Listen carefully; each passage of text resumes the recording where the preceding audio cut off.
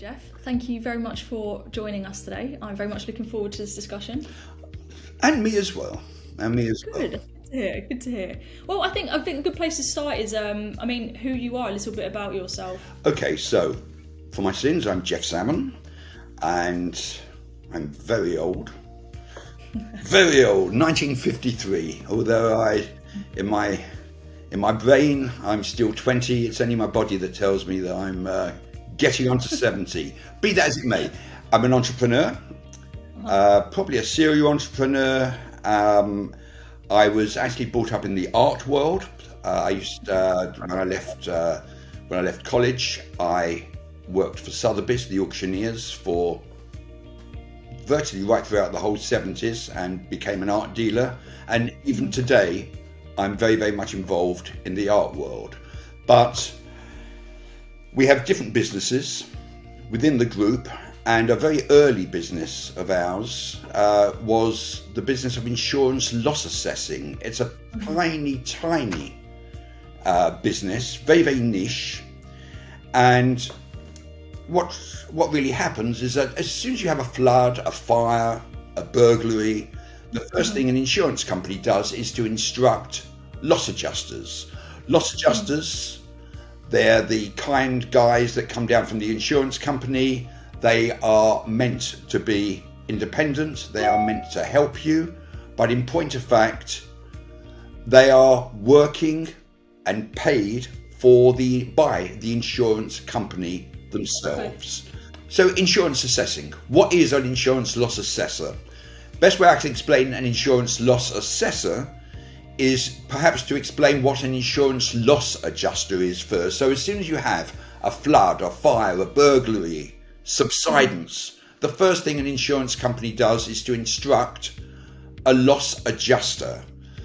Those loss adjusters, they come down, and the claimant very often believes that they are independent and sent by the insurance company to help them. No, they're not. They are there representing the insurance company. Their function is to pay out the least possible amount, because the more they save their lords and masters, the insurance companies, the more they will be paid, the more the insurance company will use that particular firm of loss adjusters. Okay, we are loss assessors, and a loss assessor only acts for claimants. And are we independent? And the answer is no. Because to be independent, you need to represent both sides fair and square.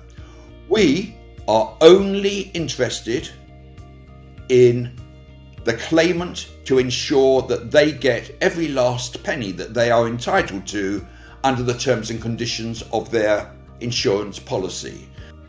So what claims do you handle then? I mean, there's a whole range of things that you could work with. Is there something specific, or is there a whole range of stuff? No, indeed, there's a whole range of stuff. What we don't do, because it's boring, is car claims. I have no interest in car claims, but burglaries, floods, fires, subsidence, and business interruption claims. I know, obviously there'll be a lot of people watching now who will think, right, so how can Jeffrey Salmon and Salmon Assessors help me? So I know that over the pandemic from 2020 to 2022, you worked with more than 700 dental practices, is that right? Just over 720, yes. Just over 720, so even more than what I thought. Yes. So, how did you help dentists during the pandemic? Okay, so we were approached by a particular Facebook group that had been set up by two dentists, both with different insurance policies, and they asked whether we could help, along with some other loss assessors, whether we could help them with their insurance claims. And in that particular case, one of the insurance companies were paying out straight away.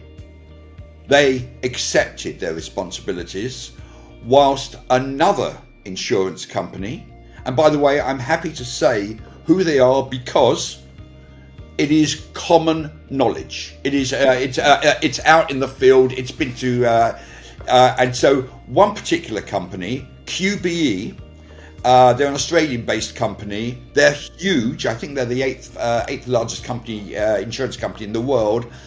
Even though their wording was, with the exception of one immaterial word, it was like a copy and paste from another company that did pay out. They turned round with others, by the way. They weren't the only people that, so it wasn't just QBE, but it was the QBE that affected. There was a lot of dental policies with QBE, loads. So they contacted us to say, is there any way that you can get them to pay? Well, you know, a minnow against a blue whale, in fact an ocean blue whales, we can't do it. But one thing we said right from the very, very beginning, we said, we know that if they take it to court, they're going to lose. We said it from the very beginning because it didn't make sense that one company were going to pay and the other company were not going to pay. To cut a long story short, QBE and others decided that they weren't going to pay, so the FCA, that's the Financial Conduct Authority,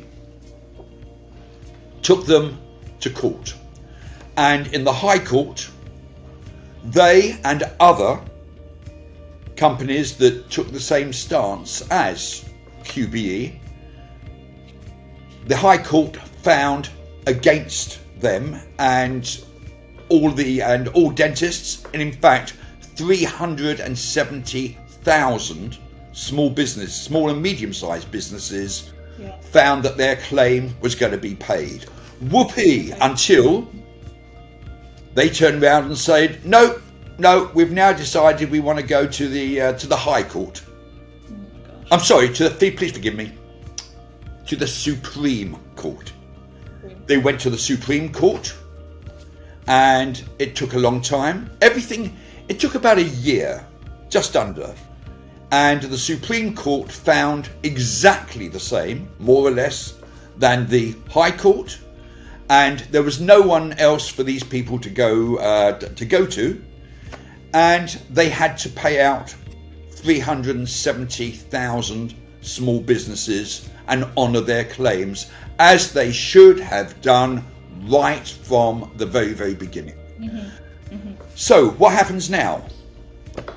They get paid out, these 370,000 people, including, I'm not quite sure of the exact, I only had 720 dentists. I'm sure there were many, many more, which I'm going to discuss in a second, because many of them decided to go it alone and not go through either the Facebook group or to go to any one of my competitors. They decided to do it alone, and we'll come on to that in a few minutes.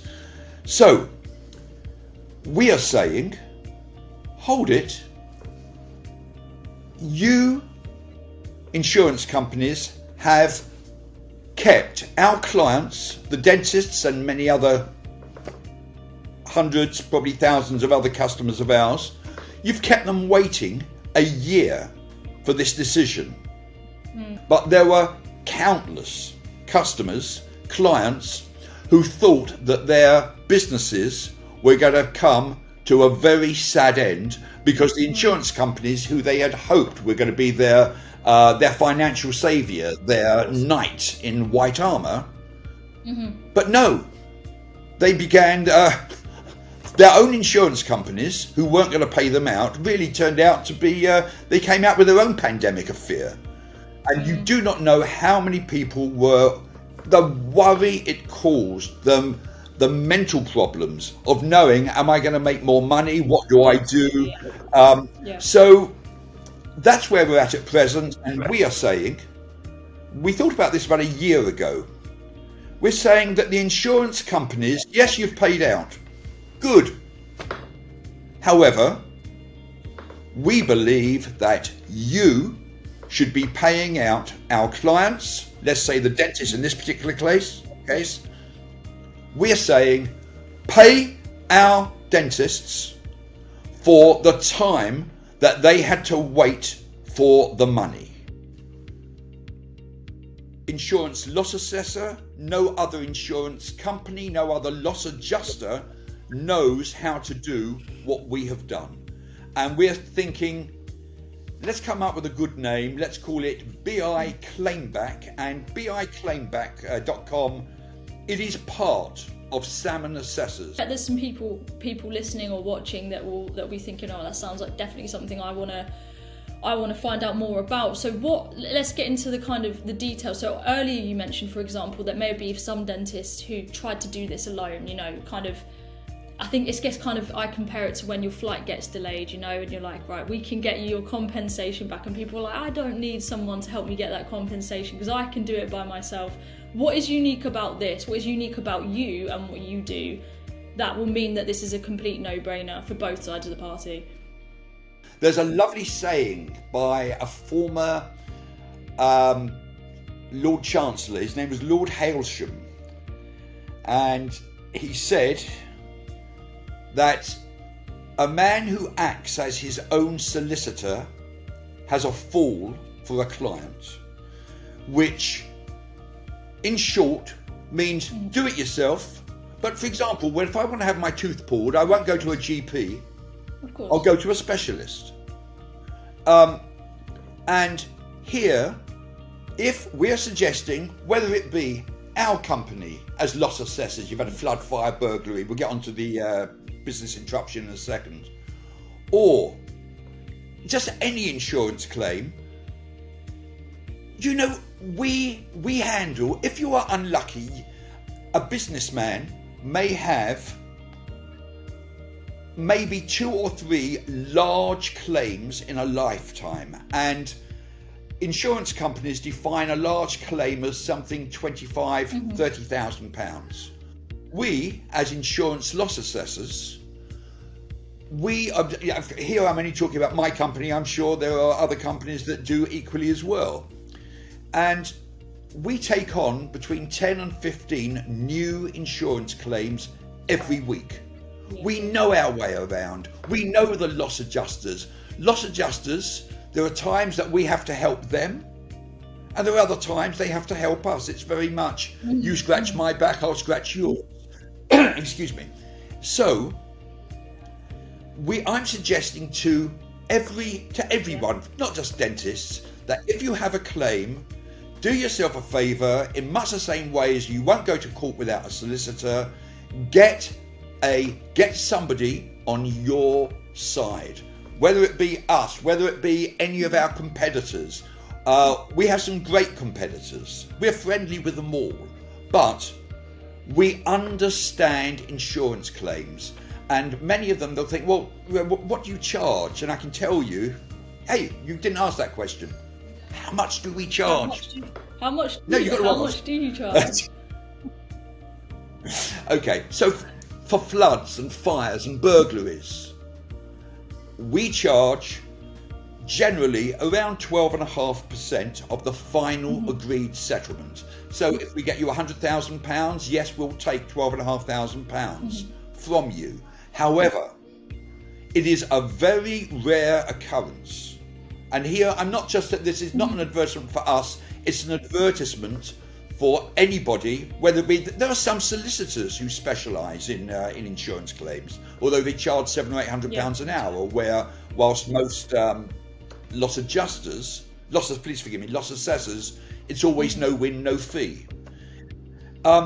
So we charge about 12.5%. However, it is a very rare instance, very rare, Gabby, that a good loss assessor will not more than get his fees paid. If it's a rare instance that we can't get 12.5% more than you going it alone would get would get yourself. And let me tell you, even if we got you no more extra money, the time Time is money, and you know, if it's something that's going to save you 50 or 60 hours, you know, time is money, especially with dentists. With stress as well, I can imagine they've got a lot on their plate at the moment without having to kind of go through all of this kind of, you know. Yes, let me tell you. Of course, dentists. It is a very stressful industry. I don't know whether you know this. Very interesting. Next to some accountants, dentistry have the highest suicide rate, believe it or not. I think that the top ones are actuaries, and then dentists. So yes, you don't need the stress. We love the stress because it's our business, and we don't get emotionally involved. All a loss assessor will do is to grab every penny. Think of us as mercenaries. The more we get you, the more we take from you. The quicker we get your dosh, the quicker we get paid. Sounds very, very cruel, but I can tell you, no different to any other business whatsoever. However, BI claimback is a very, very different kettle of fish, because our charges are, they are phenomenally more, and there's a very good reason. In much the same way, I don't know. I'm sure you would have heard of group, what we call group actions. A group action, for example, mydieselclaim.com. There's or PPI claims. They will tell you that we expect to charge about 35-40%. It generally ends up at around 50%. And in this particular case, for BI claims, for BI claimback, we are at present, and I think it's going to be a long time for anyone else who will know how to do it, because we've done it, and it's found money. It's money that you wouldn't have known you were going to get anyway. We are charging 50%, so it's an equal split. 50%. Oh my God! And we have had, by the way, all of our own customers. I say all, 720. So I think that we're up to somewhere around 680, 690 people that have signed up to go with BI claimback, because they know that they have nothing. There's nothing to lose. It's found money. But be that as it may, we have had clients who've said, "Oh, I'm not giving you 50%. We'll do it for. You can have it for 30%." And we'll turn around. And what we have been saying, we're saying, "Well, forgive me. You're arguing about something you don't know what it is. You don't know what we're doing. You don't know how much money is involved." Then all of a sudden they come back. Yes, they'll sign up, but it's much the same as any other what we call a group action. The biggest thing, Gabby, is what they don't understand about why the figure is so much is that if we have to go to court ourselves, if we have to go, and we are likely to, I hope not, but we've had to put £1.5 million. We've had to find £1.5 million ready to go to court. So if we lose that, we're going to make we're going to make far less profit.